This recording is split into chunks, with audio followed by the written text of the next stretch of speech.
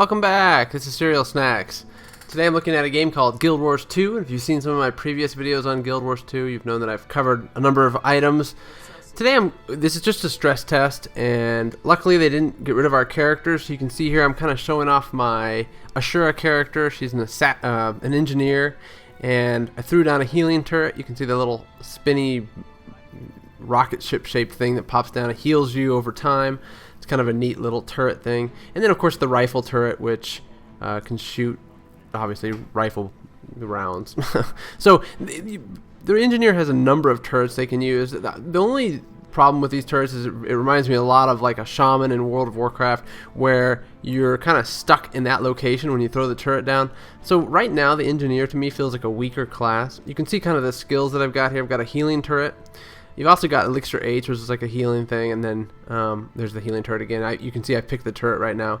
Rifle turret is currently picked. That left side is actually what you've picked. Elixir B, Elixir U, grenade kits, utility goggles. Those are all things that you can have in that slot that I've got the rifle turret in. Currently I've just got the rifle turret and the elixir, that little purple elixir, which actually increases a lot of your skills. And then here are the weapon skills for the engineer. And the engineer is limited to only ranged weapons, which is also very interesting. You've got a pistol and then a rifle. Now the rifle seems like kind of like a two-handed sword kind of damage, and the pistol seems like more DPS-y. And then the shield, which is offhand, and I haven't used it yet. I only skilled it up, but it seems like the shield would be a good thing to use in PvP scenarios, and I didn't actually do that, but I think it would be, just because it gives you that chance to bubble up and kind of defend yourself when you're getting hammered by guardians and warriors and those sorts of classes. So she's pretty neat. I don't know if I'll play an engineer at launch. They seem a little weak to me, but they're a lot of fun. So I'm going to try to go to World vs. World, and you can see this is the issue that I had throughout beta and the stress test, is that you had to queue up for World vs. World. So in the meantime, let's take a look at the Black Lion Trading Company. I haven't talked about this at all yet, but what it is really their store where you can buy mostly cosmetic items. And this is, I believe, to be ArenaNet's way to get some extra money beyond just the sale of the game, because obviously they're not charging a monthly subscription. And you can see you can buy like stuff like these glasses and these boxing gloves and a dye pack. The other thing you can do, which is really interesting, is actually trade gems for gold. So you can actually, if you've paid money, like real money for gems, is what you have to do. Well, no, you don't have to. I'll get to that. If you want to, you can actually get gold. Now, if you have a lot of gold, like here I've got 6 silver and that's it. I'm going to get 14 gems out of it, which is not a bad ratio.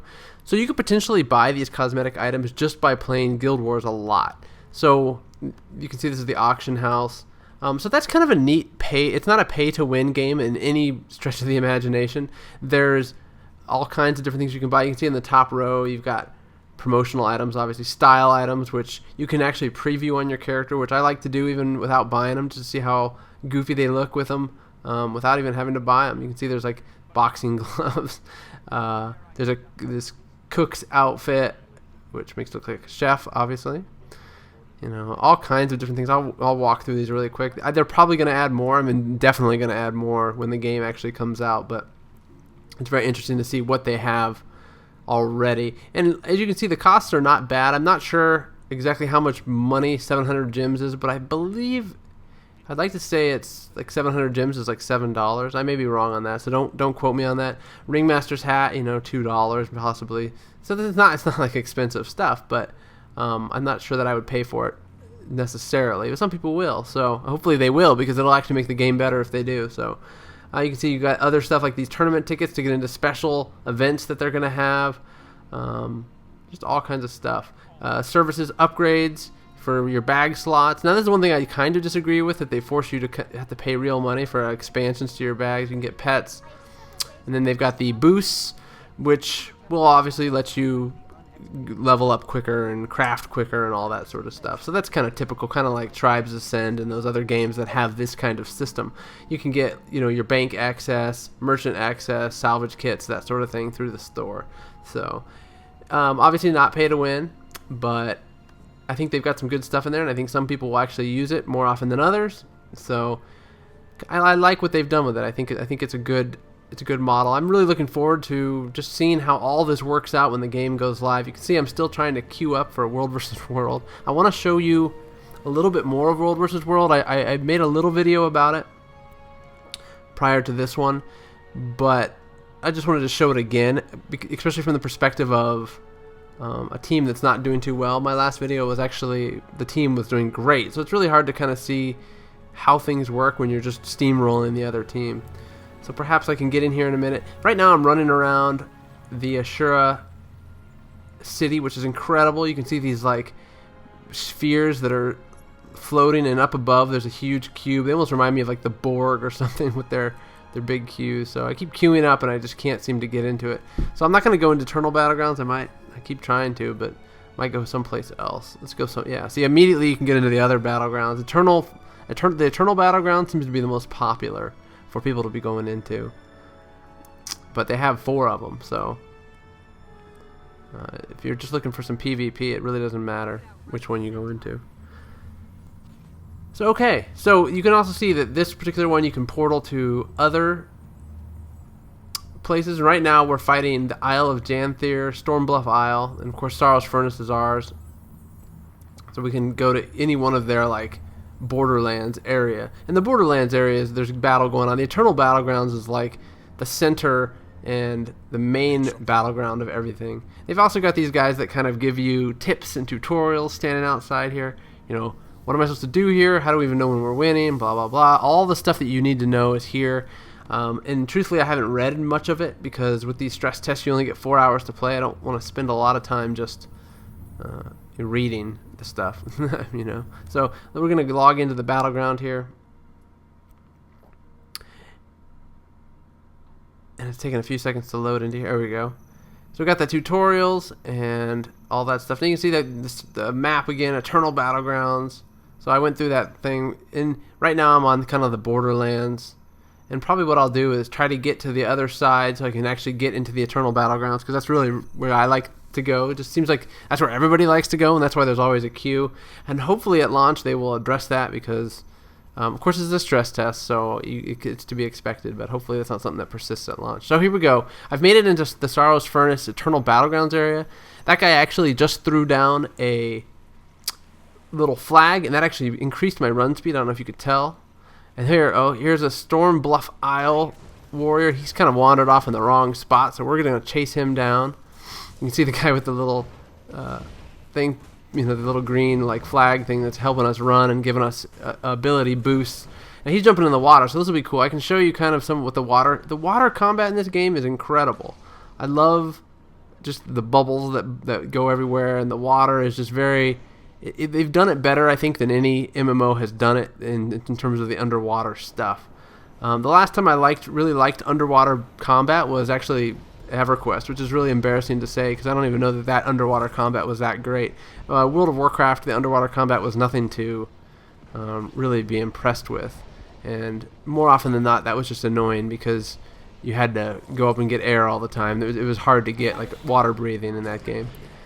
Alright, so and you can see I got a lot of experience because I actually killed a player, and that goes towards your daily kill count, which will then give you experience. So you can level up in the World versus World, but it's really not consistent, so it's not something you can rely on. If you really want to level up quickly, the best thing to do is to still go into the PvE areas.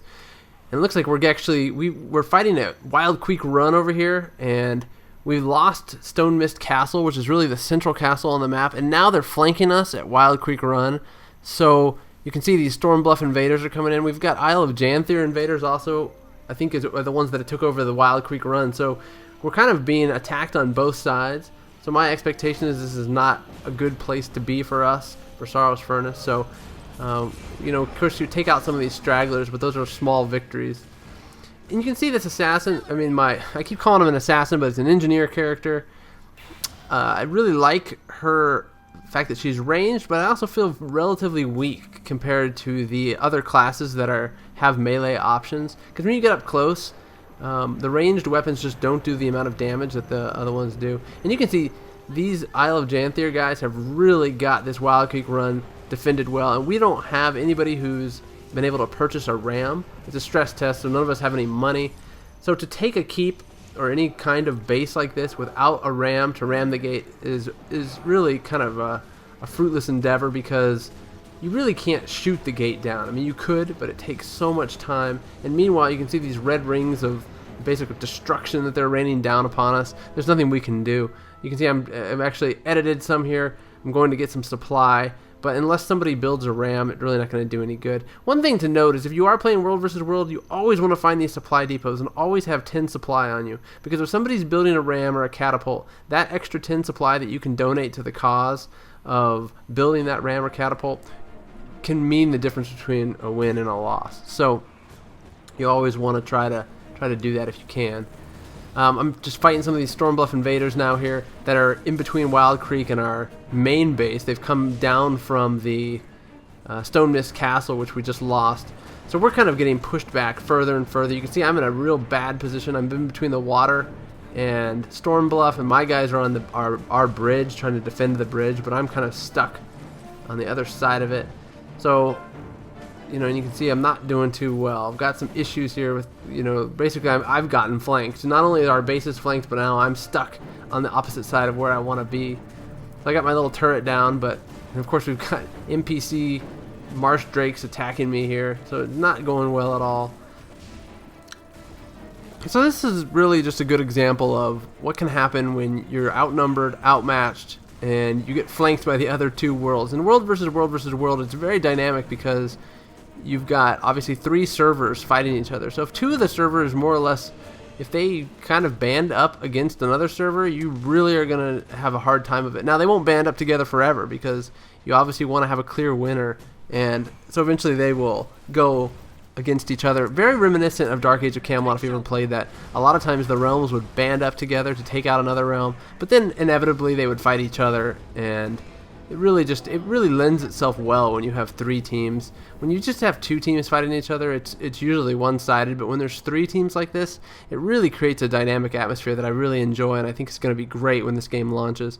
So what I'm doing is actually swimming around. There's actually a secret way to get into the back side of our tower here, and that's swimming through the water and coming up this way. It's funny because I think that you'll also see strategies change in this game, in that the other team will soon learn of those little tiny sneak-in paths, and their entire army will try to come up that way. And then you've really got a problem because you're defending this bridge, but you'll be pushed back immediately to your gates because they've found the secret way onto your into your base. So I'm going to end this video here. You've kind of got a good idea of what it's like to be on the losing side of World versus World. Gave you a look at Black Lion Trading Company and what you can buy on the consumables page. And I also showed you a little bit about the engineer and what kind of skills and traits they have. So I hope you've enjoyed. I'm going to finish this off with us losing an epic battle on a bridge in World versus World. Not the best place to be in. I guess that's how stress tests go. You just never know what's going to happen. And I hope that it's exciting, just as exciting in launch as it is in this beta. So, thanks for watching. I hope you enjoyed.